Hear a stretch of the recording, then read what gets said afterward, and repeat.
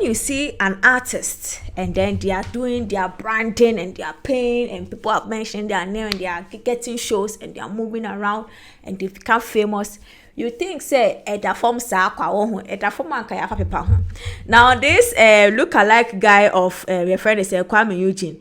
I've seen a publication of his. I think he was on an interview, and according to him, I am struggling to financially cope with being Kuami Eugene's look-alike. Who sent you? That is my number one question. Who sent you? Who sent you? You think say when or now one over here Kuami Eugene, Kuami Eugene, or you think that being Kuami Eugene doesn't come with a certain expenditure and keeping up with being Kuami Eugene and a certain budget and a certain, Charlie. That's all I'm gonna say. You people now that you claim you are Kuami Eugene, you've branded yourself like Kuami Eugene. Now to be the Kuami Eugene, you need certain oil to grease your machines. Now you don't have the oil and you are saying you are struggling. You ain't seen nothing like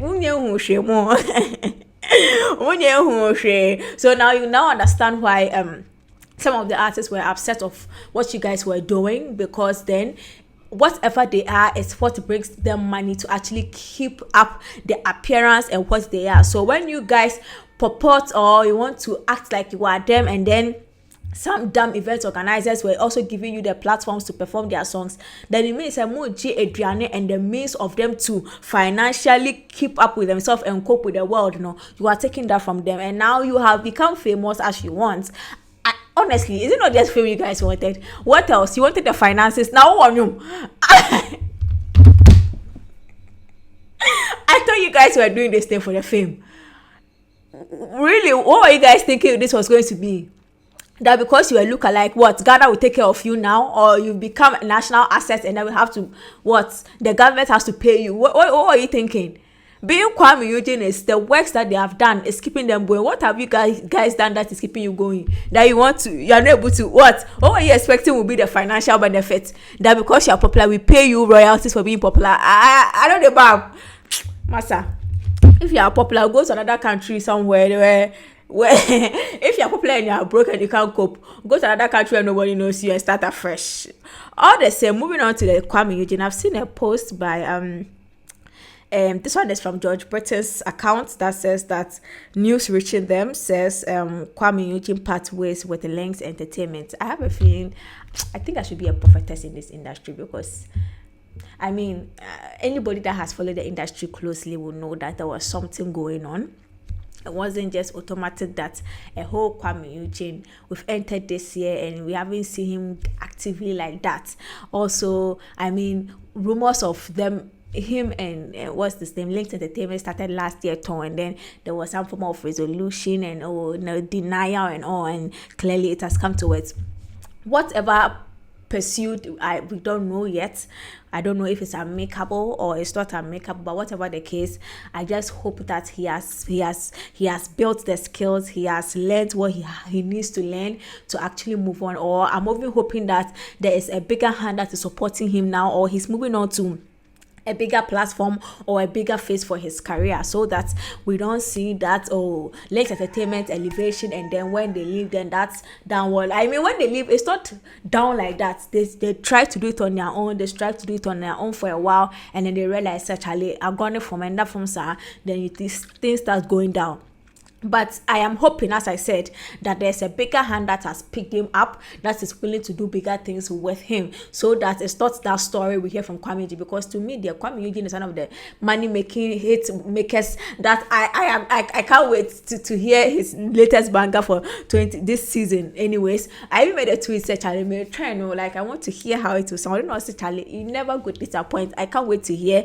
Then it means this time it will not be coming from the auspices of Lynx Entertainment, but whichever record label, whether it is personal one, it's a bigger one, it's a new one, whatever one that he's signed with or he's going to drop his project from, I'm just hoping they have the financial wherewithal, they have the machinery to make a Kuami Eugene song a banger, because that is all that guy is known for, bangers upon banger. Another banger if you Kuami Eugene come ahead. Now let's move on to something I saw. Martha Nkuma and actor Lilwin, since they go on, there was a publication on GH1 Star FM that says that Martha Nkuma and then when they have reached an out of court settlement, or they want to take the issues out of court, and then the defamation suit, the 5 million defamation suits that Martha filed against Lilwin. And then Martha Nkrumah said, please, oh no, the matter is still in court. In fact, per recent reports, Lilwin is not showing up for court.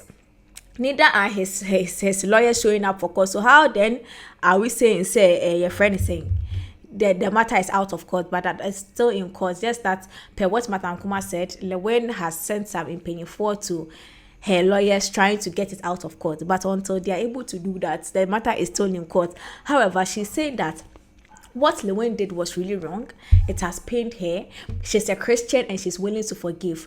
But the way Lilwin took time to defame her, and the way he sat and the things he did, the videos he said, he should do the same thing, do the needful, retract and apologize. And then if that reaches her and it also goes far, like the insult and the defamation did, then as a Christian and as Christ-like as she want to be, she's willing to forgive. But until that is that, she thinks there should be sanity in the system, and she would go the longest mile to ensure that Lilwin, the sanity, she will use him as a broom to sweep the area for us. So that is what is happening. The case is not out of court. Now this publication, I saw it last 2 weeks. Actually, this thing has been out for long, but I didn't want to give it a lot of attention, but unfortunately it has come out. So let's talk about it.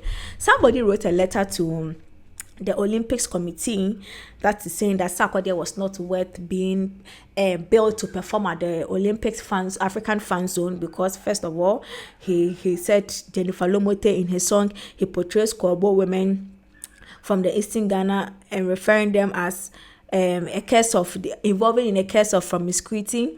And then he quoted the Yvonne Nelson Try Me songs and talking about some of the lyrics that what's the name, Sark used in the lyrics and in the song, and for that matter, Sark is not worth being built for the Olympics fan zone, because it's the advocacy for social justice, and would therefore like a good conscious organized to act accordingly. And and so the letter was by Yahya Al Hassan from a group called the New Ghana Social Justice Forum. I see. Head Station Afrique. That is what it is. This letter was sent to them 25th July 2024. And then the Embassy of France, they also replied, and then they said that that's the Embassy of France, this is the French ambassador to Ghana, and then he is saying that, okay, we acknowledge it, and then he's not performing at the main Olympics, he's performing at the fan zone, and then the Olympics is promoting equal human rights, gender equality, and women's empowerment in all the projects and initiatives we are associated with. We do not endorse any form of discrimination or actions that undermines these values. Thank you for your vigilance and dedication to advocating of social justice. And then they signed it too. But as to whether they have pulled Sark off, I don't think they have pulled Sark off. They just acknowledged the letter, and a lot of people are saying, hey. And me too, I think my response is, hey, Ghana for Yamambofo. Instead of seeing the opportunities this thing comes with for the artists, for our creative side, one person feels that they are hurt by an issue that Sarkodie has explained that when it comes to the creative piece of an artist, you don't have to stifle them. This Kroboniba the Bible said it's Jennifer Lomote song where Sarkodie has explained, like they have cleared the air, whatever. This thing has Charlie, like I don't even know how to express myself. This thing has just say when we say Omambofo, Yahaya is Omambofo typical.